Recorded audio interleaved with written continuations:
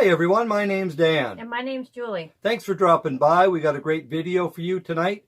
It features myself, who somebody called me today, and we're going to explain all that after our first testimony. Yes, from Halifax. All the way from Halifax. It can happen anywhere, anytime. You have to be prepared at all times. Yes.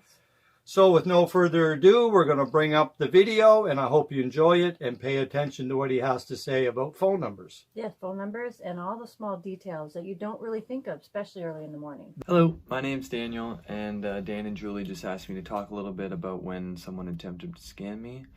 I'd gotten a phone call early in the morning. I answered, and she proceeded to explain to me that I had committed tax fraud, and if I didn't pay this certain amount of money to them by the end of the day, that I would have a warrant for my arrest.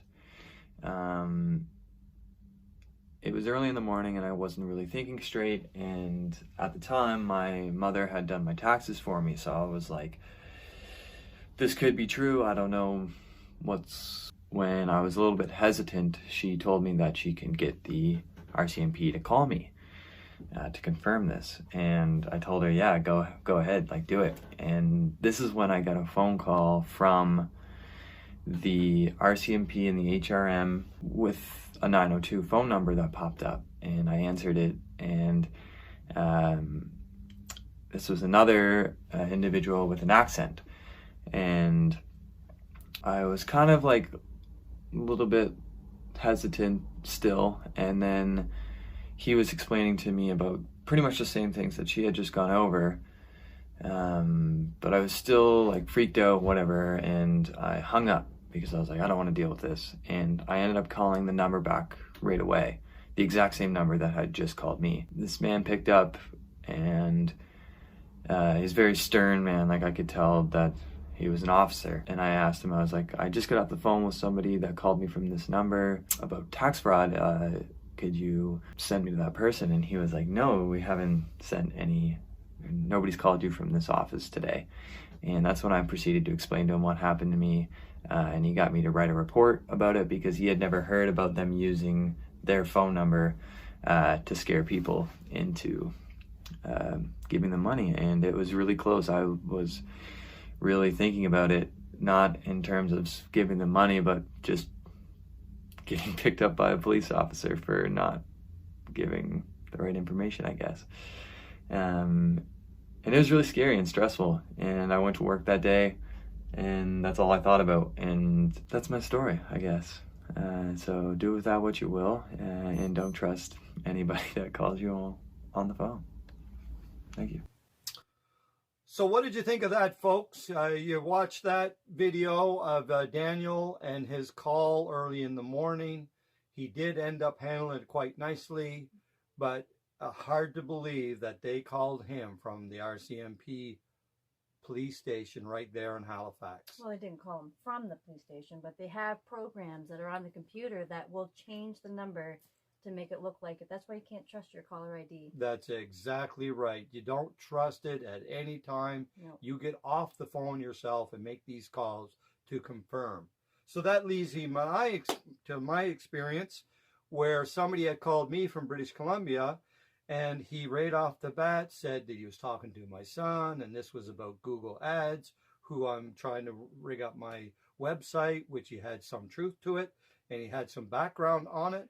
But right away I said, well, I've never recognized the number, never talked to these people before. So here I am scrambling on the phone while he's talking to me. I'm texting my son to verify the information. I go into my sound recording to try to record the conversation. And I'm doing all this While you were actually doing it while you were while I was on the phone with this guy. And he was kind of fumbling and going through his routine. And I ended up asking him, I said, sir, you don't seem like you really know what you're talking about, but I would like to record this conversation. And as soon as I said that, he hung up. Yeah, that's nuts. No, I mean, it could just happen. It just, Well, at the dinner thing time. is that he actually knew personal information about you. Yes, that's right. I'm assuming he looked at it online. He got information. He probably knew it was my son from Montreal. So to make a long story short, what I ended up doing is this a little tip for you guys. There's an app on Google Play that I downloaded. It's called ACR, Automatic Call Recording. So I called these people back, and they were kind of humming and hawing about the situation, and I asked them who they were, and they couldn't reply to me. They couldn't say. They just kept saying, we're a third party for Google Ads. Yes. Yeah, they You know, couldn't I actually mean, give you the name of their company. No, they just couldn't. So anyway, I end up talking about this fella that really didn't know what he's talking about and hung up on me, and then he hungs up on me. Yeah. So just to make a long story short, I ended up actually calling Google Ads, and they confirmed to me that all Google Ad people have a name, a business name that they can check to make sure it is who they are. Yeah, certified. Certified business name. Yes. So that's just what I did today. I find it quite ironic that we're making videos about scams and scam reporting, and I get called today. Yeah. I was just wired this afternoon, just like, I can't believe this, you know. And any time, dinner time, I just happened to get it right. I was on dinner, I could take the call and chat it with this fella. So, you know, and ended up nothing happening. I kept questioning them, so they really didn't even ask me for anything.